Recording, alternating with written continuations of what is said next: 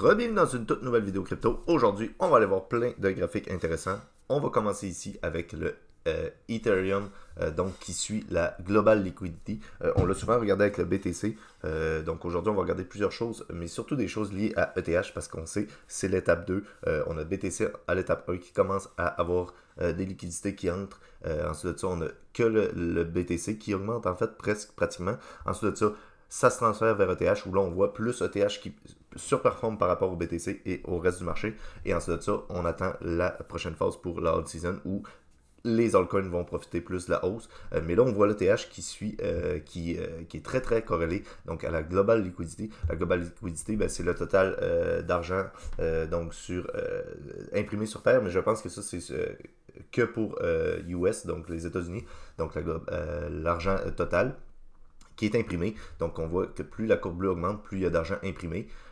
Et on voit ici le graphique de ETH. Donc, vous voyez vraiment que ça courbe, que ça se corrèle. Donc, ça suit la courbe du Global Liquidity, juste en décalé. Donc, on voit ici par contre, par exemple, que le bottom ici, ce serait ce bottom-là. Donc, on voit la hausse, le bottom ici, le bottom, ensuite de ça, une hausse, le bottom. Et on voit que la Global Liquidity continue d'augmenter. Donc, cette partie-là, on ne l'a pas encore vue. Et ça serait ce qui est à suivre pour ETH ici. Et on est environ décalé, là, si on regarde à peu près ce point-là, donc qui est environ fin juin. Et ici, on est fin à août, donc on aurait juillet, août. On aurait 2 mois de décalage environ, donc à peu près 60 jours. Et donc, rendu ici, on pourrait décaler de 60 jours. Donc ici, on parle à peu près de novembre, 60 jours, 2 mois. On serait rendu en janvier 2026. Et on aurait un top ici, là, qui serait probablement avant. Là. Même le top serait ici, là, puisque là, on est rendu plus bas qu'ici. Là. Mais par exemple, si on prend ici, on serait à fin septembre. Donc on rajoute 2 mois, septembre, octobre, novembre, fin novembre, ici. On aurait probablement un top pour ETH. Et là, c'est impossible de dire à quel prix on pourrait être. Là. Mais bon, si on regarde la courbe ici par rapport à ça, ben, on serait dans ces zones-là environ, là, au niveau des 7 à 9 000 $. Ça pourrait être des targets intéressantes pour l'ETH, mais on voit que la corrélation, là, c'est vraiment parfait. On a la baisse ici, la baisse du l'ETH. Ensuite de ça, on monte ici sur Global Liquidity. Donc, c'est la seule chose, c'est que c'est décalé de 60 jours, mais c'est très intéressant à constater. Ensuite de ça, autre chose très importante, très intéressante à voir aussi pour l'ETH, inflow, donc les ETF qui ont reçu beaucoup d'argent après 3-4 jours dans le rouge, dans le négatif. Donc quand c'est en parenthèse dans le rouge, c'est en négatif. Donc par exemple ici, moins 59 millions de dollars négatifs, moins 196 millions de négatifs, moins 429, moins 240. Ben, après 4 jours de négatif, on a finalement 287 millions qui ont été ajoutés aux ETF ETH. Et comme Lark Davis nous dit ici, donc les crypto ETF flows, BTC moins 194 millions et ETH plus 287 millions. Donc l'ETH a reçu 287 millions pendant que le BTC a perdu pratiquement 200 millions de dollars. Donc très intéressant à voir. On a de l'intérêt pour l'ETH. Ensuite de ça ici, encore une fois, on voit le graphique de TH ici avec le RSI en bas ici. Donc, le RSI, lorsqu'on est dans le rouge, en haut de 75 ici, donc on est dans le overbought, donc la surachat. Et lorsqu'on est sous cette ligne bleue, dans le fond, tout ce qui est milieu de bleu, ça ne nous intéresse pas pour l'instant. Ce qui est en haut de ça, ça serait du surachat et ce qui est en bas de ça, ça serait de la survente. Donc là, on est pratiquement dans la survente. Là. On vient de sortir de la survente. Là. On l'était début 2025. Donc on est dans le bas de ça.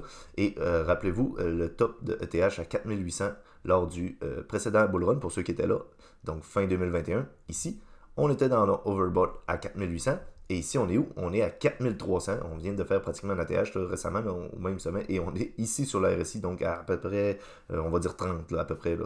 Donc, très intéressant. Ce graphique-là, là, pour moi, ça indique que ce n'est pas le top pour l'ETH. C'est sûr, on n'aura pas un top qui va arriver sur une survente pratiquement. Là. Donc, très intéressant à voir. On va regarder maintenant la BTC Dominance, donc ce canal-là, donc ce canal haussier sur la BTC Dominance qui augmentait depuis très longtemps. On avait eu un fake-out ici, on l'avait réintégré, donc là, il a duré environ, si on prend le début de ce canal-là et la fin ici, il a duré environ 581 jours, donc c'est quand même pratiquement 1 an et demi, 2 ans peut-être, là, 1 an, 3 quarts, on va dire. Ben là, on l'a rebrisé à la baisse. Est-ce qu'on va avoir un fake-out comme ici? On ne l'espère pas. Nous, ce qu'on veut, c'est d'avoir la alt season et où on a une baisse comme celle-ci sur la BTC Dominance. Donc, si ici la BTC Dominance chute et que le marché augmente, ben, ça veut juste dire que les altcoins prennent beaucoup plus de valeur que le BTC et c'est ce qu'on veut voir. Nous, ce qu'on aimerait avoir, ce serait quelque chose du genre comme ça, all season ici. Et là, on est où? Ben, on est sur cette petite baisse-là. La petite baisse ici, ça correspond à peu près ici. Là. Donc, on souhaite avoir une baisse. Donc, peut-être pas venir chercher les bas ici, mais juste avoir une petite baisse jusqu'ici, ben, ça serait notre all-season et ça serait des gains très impressionnants sur le marché des cryptos, surtout pour ce qui est des altcoins. Donc, c'est ce qui conclut cette vidéo. J'espère que ça vous a plu. N'hésitez pas de laisser un j'aime, un commentaire. On a vu des trucs assez importants, des graphiques assez intéressants par rapport à l'ETH surtout, puisque c'est ce qu'on veut. Hein. On veut l'étape 2 que je vous ai montré à peu près 2 vidéos. Là, donc, l'étape 2 du Crypto Bull Run, donc les cycles des Crypto Bull Run. Donc, première étape, BTC, deuxième étape, ETH. Ensuite de ça, les grosses capitalisations. Mid-cap, donc les moyennes capitalisations en français, et ensuite de ça, les small cap et les shitcoins, tout ça. Ben bon, on va vers là, et fin 2026, fin 2025, début 2026, d'après moi, on devrait avoir un top dans ces eaux-là, et donc la fin d'année devrait être intéressante. N'hésitez pas à laisser un j'aime, un commentaire, de vous abonner si ça vous a plu. Nous, on se revoit la semaine prochaine. D'ici là, prenez soin de vos investissements. Bye.